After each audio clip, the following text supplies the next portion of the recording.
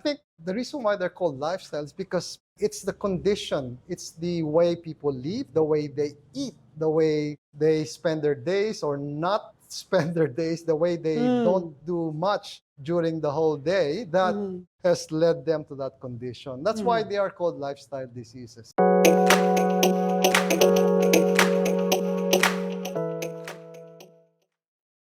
Again, hello, this is Marie Ampeloquio of Radix HR. We are on to another episode of Breaking the Mould. This particular person has been a guest, a recent guest, and we talked about why we get fat.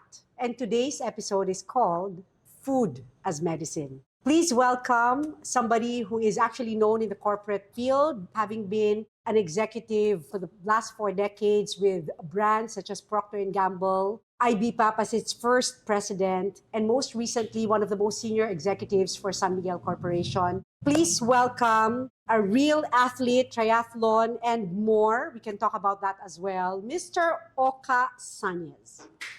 Thank you. Great to be here. Thanks for inviting me back. I'm happy to share with you even more about food and nutrition. Correct. And for the audience watching this particular segment, I do want to tell them that you are a certified nutrition coach of an organization, global organization called Nutrition Network. That's right. Right. Yep. And just by way of information to the audience, because I want to make sure that they understand that we're not selling any product. It is a strategic system, nutrition system, coming from a well-researched, scientific research group such as Nutrition Network. What is Nutrition Network? NutritionNetwork.org is a global organization, basically under the Noakes Foundation. They have a global mission of improving the education around nutrition because we all know that a lot of the traditional thinking around food is actually wrong. And all of the new research and new evidence around food and nutrition had come out. And we're using all of that to basically the big foundation for training new coaches, educators, even doctors, people in the medical field who can help basically reach a lot more of the population to teach nutrition the right way. Out of sheer curiosity, how many Filipinos are actually certified in this program? Very few. I think there's only 4 or 5 Filipinos, and I'm the only one certified in the nutrition coach practitioner level. So I'm proud to be able to do that. And like I said, full disclosure, I'm not selling anything. I'm not selling any books or medicine. I'm here on a mission as part of my group in Nutrition Network to use the science in making the people more knowledgeable about getting to optimal health. Okay, and I want to humanize Oca because a lot of the things you're talking about is really technical, but thankfully you're able to explain it in layman language. I hope you don't mind my asking you this question because I remember you sent me a message one time saying that if you only know what you know now, you would have cut your career in the corporate arena and you would have jumped right in health, fitness, and wellness. Why did you say that? Being a very successful executive for amazing Fortune 500 brands, why would you say that? A couple of things. I'd say, first of all, I've always been passionate about health. And even back when in my early years in my corporate career, I've tried everything to be in the best of health. I've been into running, trying to also do my own research about nutrition. And I found out that there were a lot of wrong things that were being broadcast to the whole world by supposedly authorities, government bodies around like balanced diet or food pyramid based on wrong information, basically bad science. That search continued on. And I came to the second important point, which is that if I really want to make a difference, this is one field I can do something about because I'm passionate about health. And second, I can use my skills and my experience, my knowledge, including my experience in big food and big industries to be able to influence a lot more people. I've built a network of corporate executives because of my experience. And I know these leaders themselves can influence others. And so I think a combination of my passion for health and my corporate leadership experience made me decide that, hey, at some point in time, and I hope it's sooner than now, I can do like retire and spend more time in this field. And so I'm in that situation now, and I'm enjoying what I'm doing. Like I say, if you're enjoying what you're doing, it's not work at all, right? Exactly. And you're helping a lot of people. There's like a lot of paying forward there. And I'd like to set the tone that this particular episode is to help not only the men and women inside the homes. Kasi food as medicine, this is so personal. It cannot get any more personal than what we put inside our mouth. Right? But also for the corporate peeps, I want to make sure that the leaders are very conscious about what their team members eat. I want to make sure that the HR folks who design programs for wellness and well-being are aware of what program really could work for the men and women that they want to love and be productive and give back to the customers that they have. First question. Can food really act as medicine in our body? Absolutely, Marie. I'll have to be a bit drastic in saying this quite directly. Okay. We used our ancestors, the global population, we used to die of infection. Back in the 1900s up to the 50s, the highest incidence of cause of death had been things like smallpox, malaria, measles, typhoid.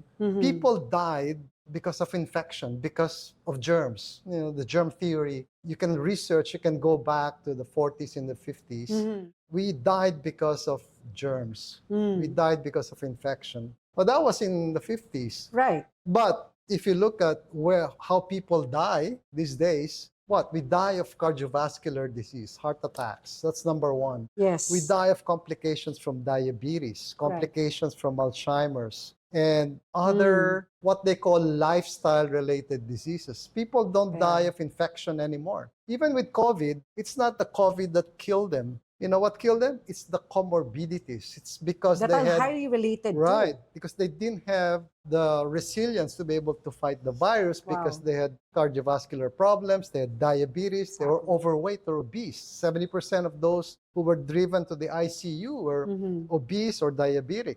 I think the reason why they're called lifestyles because it's the condition, it's the way people live, the way they eat, the way they spend their days or not spend their days, the way they don't do much during the whole day, that has led them to that condition. That's why they are called lifestyle diseases. And so food is a big part of that. And I think I did mention in the earlier conversation we had that we eat your way into diabetes. So how do you fix diabetes? You have to eat your way out of it because you will not, there's no cure for diabetes, but you can reverse it with food, believe it or not. And I've seen it with my own eyes. I've had clients who were on insulin for so many years, and because of a change in nutrition, they have quit the insulin shots, they're off of medicine, they lost a lot of weight, and their families are so happy that their father or their mother is back in their prime of health. And so this is, by the way, mind-blowing. When you're saying these things, like mind-blowing,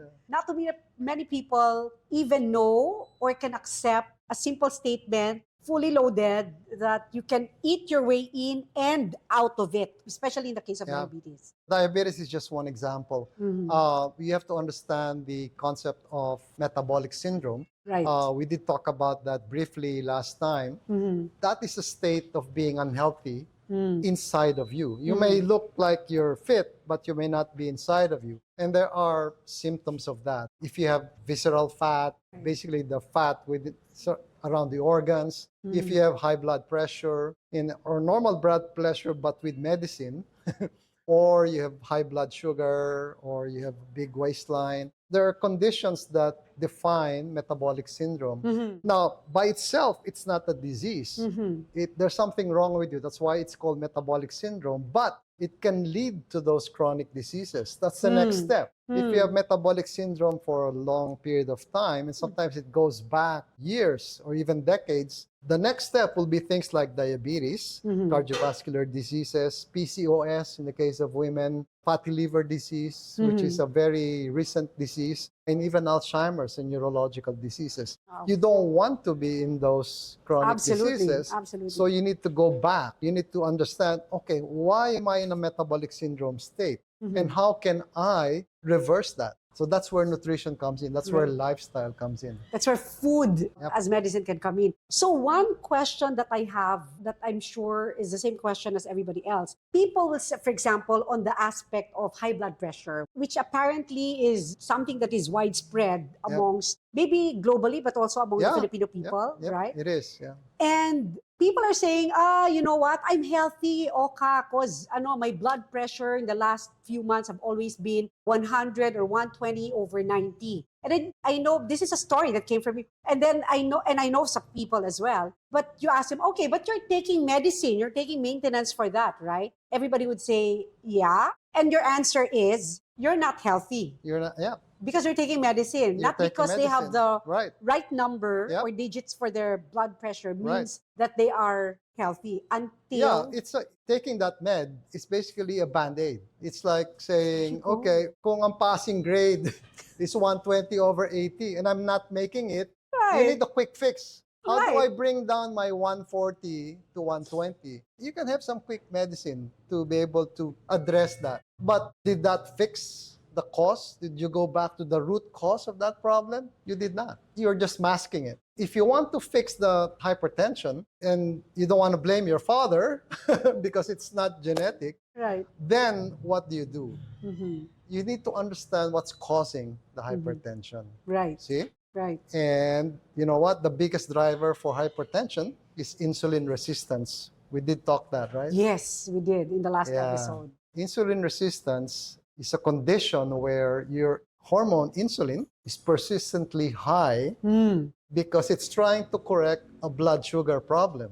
Right. See? Parang magpinsan yung hypertension at saka yung diabetes. Mhm. Because blood sugar problem, as you know, is a diabetic problem as well. Mhm. Now, it only becomes a real problem Mm. if you're perennially on a high insulin mode, which is not healthy because you become insulin resistant over time. It's like antibiotics, di ba? Over time, if you frequently take that antibiotic, you become resistant to it, di ba? Yes. Become toxic to it. Or if you have a nagging partner, after a while, you stop listening to your partner, di ba? No, but it's just an analogy. It's because that's natural. It happens to your cells, Yes. your tissues. After a while, it's not responding, maybe not responding as effectively to the signals of insulin. Because insulin is a signaling molecule. Yes. And when that happens, things like your arteries, for example, should respond to insulin. Arteries produce nitric oxide, which is a way for relaxing the artery walls. When the artery walls are relaxed, blood pressure is maintained. It's a way of the body trying to correct itself. But if the arteries are insulin resistant, it will not produce nitric oxide anymore. Nitric oxide, which is a vasodilator, hindi na siya pinoproduce. So, constricted yung arteries mo. So, if you have a persistently high-pressure environment, stress ka the whole day, your body needs to relax your tissue, your arteries sometimes. You need nitric oxide to do that. Wala kang nitric oxide because your arteries are insulin resistant. You will have hypertension because constricted arteries will cause pressure to go up, di ba? Right. Yeah. And So, those are the reason why Yeah. people are taking so many medicines to yes, relax you have to relax the arteries temporarily. So temporarily. while you take the med to relax the arteries, it's temporarily bringing down the pressure. Right. So, but not kumbaga, addressing the Not core of addressing the cause. The cause is insulin resistance. And the only way to do that is by reducing your sugar and starchy food Exactly. intake. Exactly. So if you address the root cause of the problem, you're improving the state of health of your arteries. It'll produce nitric oxide when it needs it, and your body is functioning normally. So your Wow. body is designed to function to secrete those juices when they are needed.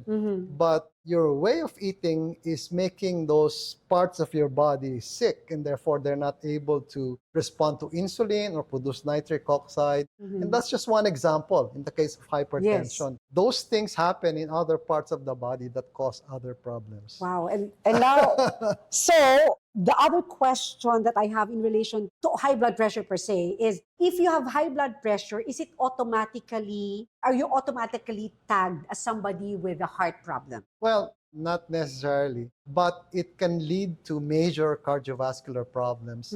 Chronic hypertension is a driver for cardiovascular disease. Okay. And the reason is high pressure in the arteries can cause lesions. Nasusugat yung artery, especially those around the coronary artery Okay. area, near the heart. Kasi that's where the pressure is high, Right. especially at the junctions. Nagbabranch yung arteries, di ba? The lesions, parang sugat. No? The body will fix the lesion by sending macrophages. These are fibrinogen, these are clotting factors. Para ka nasugat on your skin. Yes. The body will try to create clots. And then later on, magiging scab yan. There will be This is all inside, antibodies. Inside the artery. Magiging scab siya. Over time, it can also calcify. It becomes a plaque. Oh my goodness. So you don't want to hurt your arteries. And so you avoid things that will hurt, no? Yung mga nakakasakit sa puso. Ito na. You don't want to hurt your partner, right? Yes. Same thing with art. You want to take care of your arteries by making sure that you don't create either toxins that will injure the arteries. Sugar can be toxic. Smoking is toxic. There you Pollution can be toxic. Heavy metals, those can hurt the arteries. So you don't want to contribute to that. That's why constant high pressure plus a high sugar, high carb way of eating, which creates insulin resistance, will hurt your arteries. And that is a start of that journey to cardiovascular disease. And what you said just now, is it highly correlated to, for example, because there's also stroke. There's high blood pressure that is highly correlated with the heart. Yeah. And there's also one that's like I know of cases of friends that has TIA or transient ischemic attack, which is actually a brain stroke. That's right. Ischemia. The plaques, basically, if they break off and block the arteries around the heart, that's a heart attack. If it happens towards the highway towards the brain, it's basically a stroke. Got it. It's the same kind of mechanics of action. Yes. But in terms of the food, like the culprit of the other one is more on sugar. Yeah. What about for the brain? It's the same. The same. Okay. What affects the arteries around the heart will also be the ones affecting the brain. Got it. In fact, the brain is more sensitive to the fuel that you use because the brain is basically a fatty tissue. It's 60% fat. The brain actually prefers fat as your fuel because things like ketone bodies from fats can cross the blood-brain barrier easier, will improve the function of the brain, the conductivity of the brain. I think that's when we talk about things like Alzheimer's. Yes. Those are very important to understand. Okay. And let me segue because you mentioned about Alzheimer's and we're both, it's close to our heart because your mother and my father actually passed away both with Alzheimer's. What could have they done differently for the onset of Alzheimer's to either be slowed down or deterred from happening? Yeah, very close to my heart. I think I did mention in one of our earlier conversations, one of my regrets in this profession is that if I had known all this information, if I had this knowledge maybe 2 decades ago, I would have saved my mom from getting into that Alzheimer's condition because of the old myth around food. She's always been trying to stay away from fats. I remember she had very low cholesterol because she's so concerned about cholesterol and thinking that that's the way to good health. The low cholesterol actually was a big contributor, as it turns out, to her having that dementia or Alzheimer's because it really affected the conductivity of the brain and neurotransmitters towards the brain. Because like I said, the brain is very much a fatty organ, fatty substances. And to promote that connectivity, that conductivity, you need to help your brain get healthy with saturated fats. And so as you age, and science and research has revealed, particularly like the Framingham study, the Minnesota coronary heart study, you can research all of this. Really, 2 of the biggest research databases in the world show that as you age, cholesterol becomes more protective. You live a longer life with higher cholesterol levels. And so this is taking a long time to be really implanted in the brains of everyone because of that old myth. Yes. I'm sure a lot of jaw dropped just now with you saying that as quietly, as seamlessly as you did versus how resounding the environment has been, both on media, SOCMED, where people are saying avoid cholesterol, avoid fatty food. Now you're saying it should be Yep. part and parcel of your main dietary. Yeah, cholesterol is your friend. Without cholesterol, you will die. And 75 or 80% of cholesterol in your body is actually created by your liver.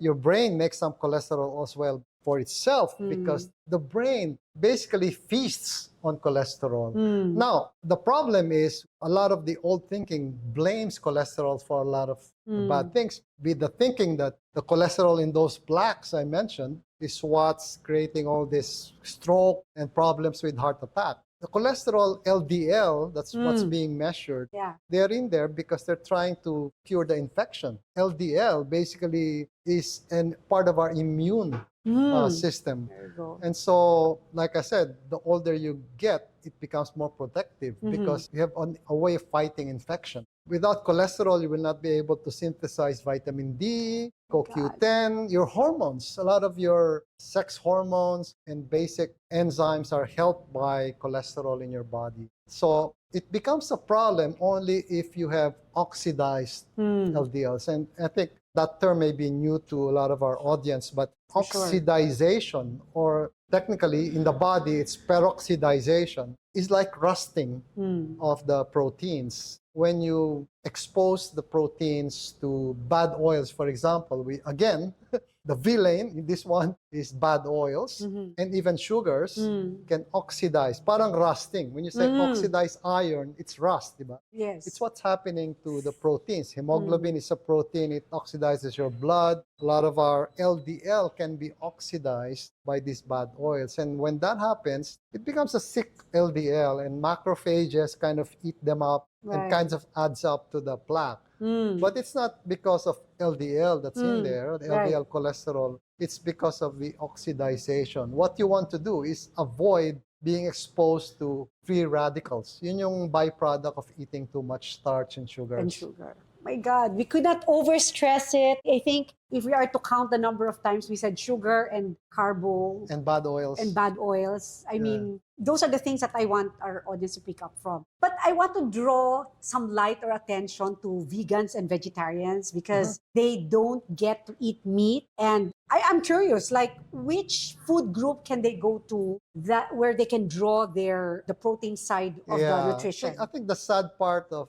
veganism is the avoidance of animal meats.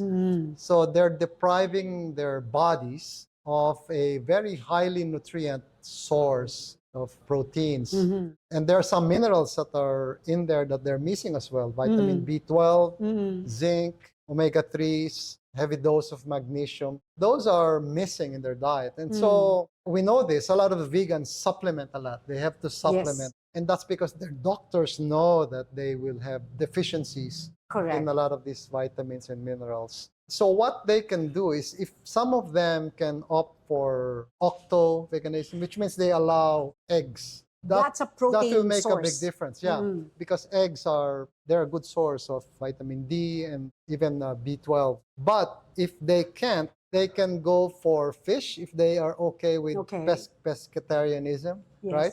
Big G pescatarian, because fish can be a good source of omega-3s, omega-3 fats, which are very important as well. But if they can't, then they will have to rely on a lot of proteins from the plant sources, which are less quality and less absorbed. They're less in terms of absorbability by our bodies. And maybe for some of the minerals, they will have to either supplement or eat algae. Algae can be a good source as well. That's a problem. It's always lack of those minerals and vitamins that would be a challenge for vegans and vegetarians. Got it. And now that we're talking about the more granular and basic stuff, I just want to ask a question. Are you healthy if you are not taking maintenance, but you're taking vitamins and or supplements? Yeah, I mean, I'm not really big on supplements, but some people would opt for some supplements based on what they believe to be lacking in their daily meals. Okay. There are a couple of reasons why supplements would have a place in anyone's diet. One is the belief that a lot of our agricultural products are raised on insufficient or poor soils from years and decades of monocropping and bad agricultural practices. They are saying that a lot of the minerals that are in the soil in the 1950s are just about less than 50% now because of bad agricultural practices, including chemicals and fertilizers that are creating problems. There's less of the insects and fungi that are in there that enrich the soil. So you may have to supplement with things like magnesium because there's not enough magnesium anymore, as well as essential nitrogens that are in the soil before. So there's place in our diet for those. The other thing is based on the kind of food that you eat. For example, vegetarians will need a lot more supplementation, as well as lack of vitamin D, for example, in countries that don't have a lot of sun. Correct. Like if you live in Alaska, maybe you need vitamin D supplementation. But in the Philippines, there's a lot of sun. Just go out there any time of the day and you catch it. So don't be afraid of the sun. So those are some of the reasons why you may supplement, and that's healthy. If that means you're concerned about your health and the sufficiency of minerals that you're taking. It's a good attitude. And then there is also like friends and a lot of siguro picked up from social media where people talk about if you have maintenance, you will always have maintenance until your death. Is that true? Well, that's what happens when you rely on maintenance meds. Like I said, if you have a chronic disease, which is the basic difference between an infectious disease, which is what you were talking about earlier, your disease is a lifestyle disease driven by lifestyle choices. You can only fix that by changing your lifestyle, and food is part of lifestyle. Correct. No medicine will fix that because it doesn't go to the root of the problem. Tama. So it can only worsen. It's pretty normal to keep coming back to your doctor year after year, and the dosage basically just increases for those maintenance meds, or they just change the label and add more year on year to your cabinet of maintenance meds at home. Some have boxes when they travel because there's just too many meds. Every time you take in some kind of a medicine, you're introducing a new chemical to your body, which is not part of what we have been evolved to be. Correct. And every medicine has side effects. Every medicine. Every medicine. Every medicine. And some of them have black boxes. A black box is a pharmacological term for medicine with warnings. That's a problem with medicine. That's why you want to live a life without prescription meds. Yes. Because you want to Which is possible. Which is possible by a lifestyle change. And you do that because you don't want to get into that condition where you're dependent on drug. You're basically a drug dependent. Yes. There's a lot of negative connotation with that, and that's intentional. Because once you rely on medicine to appear like you're healthy, you're not healthy. You are sick. There you go. You are sick to the core, and that's literally and figuratively.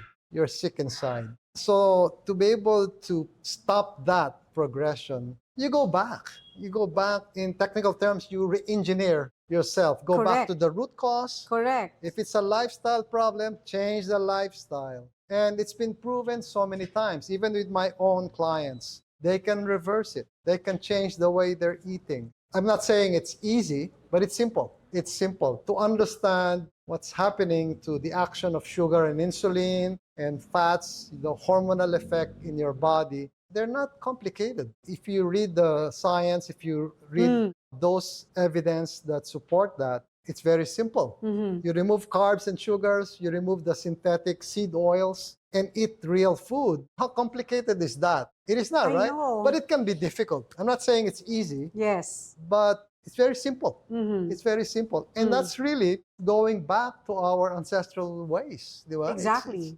avoiding the modern approaches. Correct. Medicine is a modern approach. It's a pharmacological approach to fixing things. But like I said, it's a lifestyle disease, so change your lifestyle. Things like cancer these days, which is a very sensitive topic, it's been revealed that a lot of it is also metabolic, which means it's not genes. No, genes play maybe 30% part of the cancer. You may have the gene that can promote that cancer, but it's only turned on by a lifestyle, by some of the foods that you're eating. So again, a lot of these chronic diseases, which are also called modern diseases, can be addressed. It's not, don't think of it as your fate, or don't think of aging as being unhealthy. Just because you're aging doesn't mean you can't walk anymore or you can't lift things. Right. No, you are having some problems metabolically. You're sick inside. And that's why you cannot carry your grandkid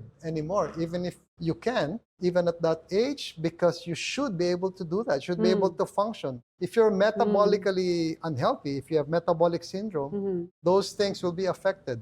Your normal functioning in life will be affected. Wow. Mind blowing. I don't know about you guys, but really there is simplicity and truth with what you said. And I know for many people, they will say it's easier said than done. But also they are about intentional choices at the end of the day, because our body was originally designed That's right. to be without medicine, just as our ancestors survived a lot. So as a parting statement, because we did talk about Alzheimer's, a little bit about those that respond to brain and cardio diseases and cancer as well, what would you, like if you have 2 or 3 things for people to remind about food as medicine, knowing that there is a lot of it is lifestyle change, what would be the top things to go to and do to make the change happen now? The most important thing to me is being in control of what you eat. Be mindful of what you eat